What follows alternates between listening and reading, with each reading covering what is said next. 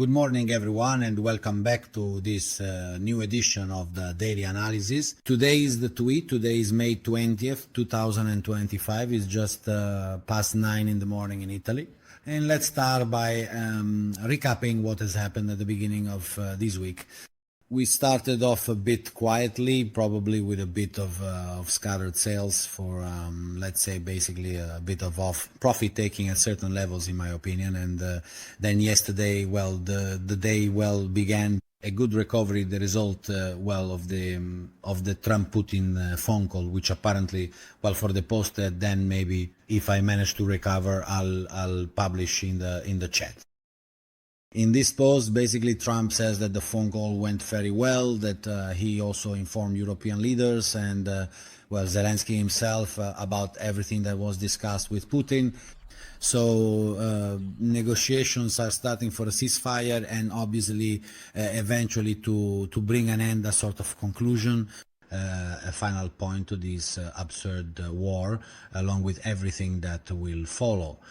This includes, as Trump himself said, an expansion of trade from the United States towards Russia, and of course all the reconstruction that will need to be carried out in Ukraine. So we'll see if all these good intentions and promises will actually in reality be put into practice. However, it is definitely a key point, one that the markets are welcoming positively, and we'll see what developments may follow. From a technical standpoint, let's start with the Nasdaq. At the moment, as we mentioned yesterday, there was a nice rebound after the initial part of the regular trading session, which had pushed prices down a bit up until the opening. Then there was this nice recovery, and now we're basically working in the upper part, so above Friday's lows essentially, which is definitely positive. So currently for the Nasdaq we're monitoring the S-Dawn area, which is the one that lines up with Friday's low, and of course there could easily be another dip into the SD2 area to possibly test this BC3 level as well. On the upside, of course, we're going to monitor this area here, which corresponds to the low recorded on Thursday, around the 5.6, 5.50, 5.60 area. In short, breaking through this level could easily bring prices back up to the 21.8, 21.9 area, and therefore into the VIX area, because basically we are in a trading range. So if a breakout does occur, the move will likely be quite strong. Let's move on to Triples, which is in a similar situation. It too is trading above last Friday's lows, above Friday's close. So on a weekly basis, we're probably moving toward the breakout of the previous weekly high, which actually already happened overnight, only to then pull back. So this could be a test of this S-Dawn area before possibly starting up again. On the downside, we're obviously keeping an eye on this whole area BC3, 59.4, 59.5, 59.6. This is the area to watch for any potential bullish moves. With a break above 59.9, honestly, I think we should see 6.0, 6.20, and maybe even a quick move into the 6.30 area.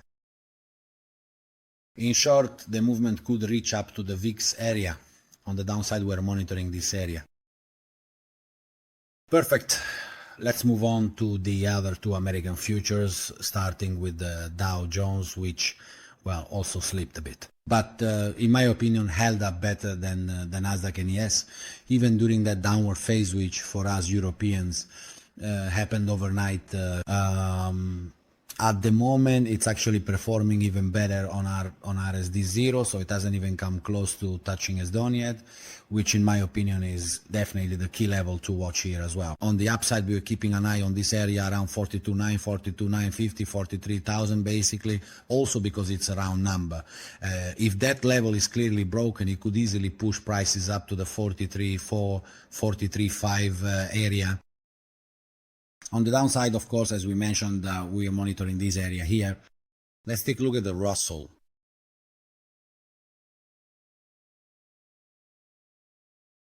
So the Russell is currently resting on S-Dawn. In short, this is definitely an area to keep an eye on. Basically, a break of this area could easily bring prices back to retest the lows recorded yesterday, and vice versa. The holding of this area could easily bring prices back to retest the highs recorded last night, therefore in the 21,110 area, and the break could then easily, in short, go to retest SR done, which then corresponds with these highs here, and then in short we have this area here of 2,135, 2,140 to reach. Okay, let's look at the European DAX futures, the German DAX, the DAX.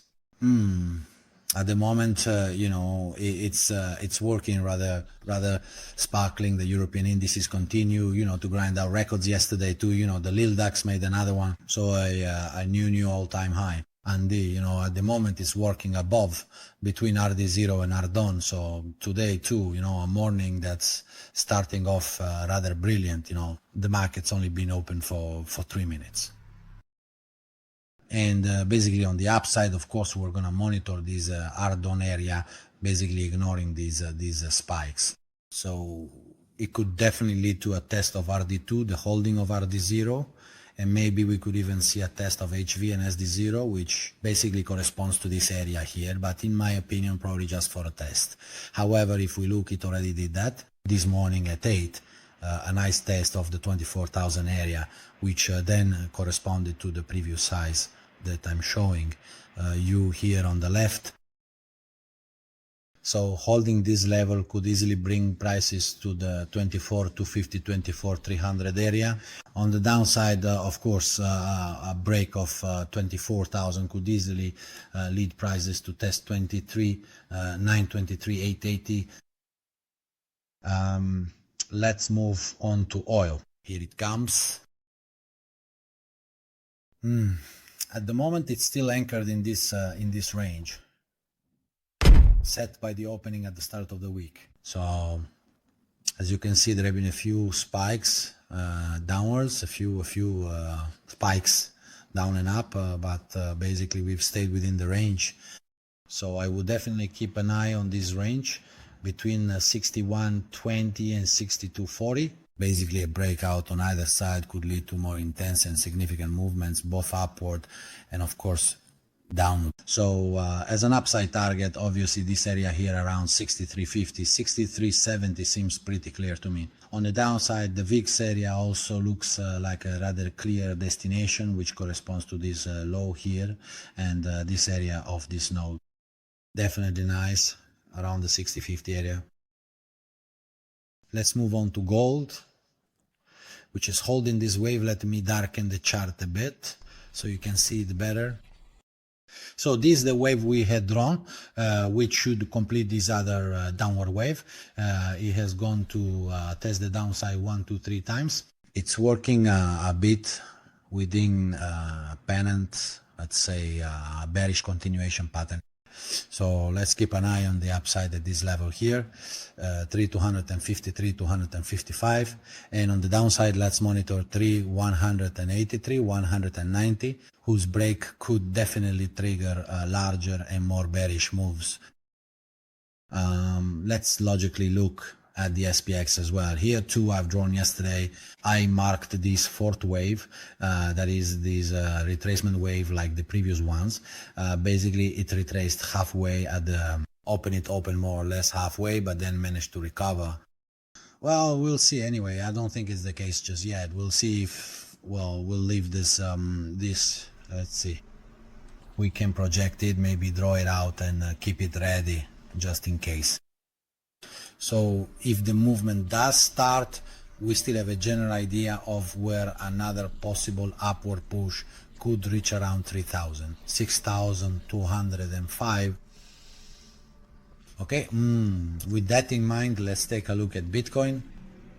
Here it is. So yesterday made a beautiful double bottom just below the range of the minimum, which is well of the string. Then it broke out a nice pattern, a 1-2 with the pivot area of the double bottom pattern around 103.2, and once it broke through, There was a strong upward move that then recovered last night, the highs recorded on Monday. After that, it pulled back a bit to the level at the moment is moving between BI between RD0 and BSD0. So let's monitor these areas between 105, 104.8 and 40, 105. So SDS down, SD0 to the downside, to the upside. Let's monitor RDON with these highs here, which we can associate with RD2, and breaking through that could lead to rather large movement. Just a quick look at the euro and the yen against the dollar. So this euro dollar has recovered. It's basically, there was a bit of a sideways movement, even though there's a bit of upward momentum, probably driven by these new scenarios of peace, fortunately, that are starting to appear on the horizon. This has led to bit of a recovery, probably due to some benefits that Europe could also have from an economic point of view. Maybe because it might be possible to start buying energy raw materials from Russia again at low cost, and this could definitely help boost the entire European economy a bit. At the moment, as we were saying, we're already working on RD2, on RDON, around the 1.126, 1.127 area.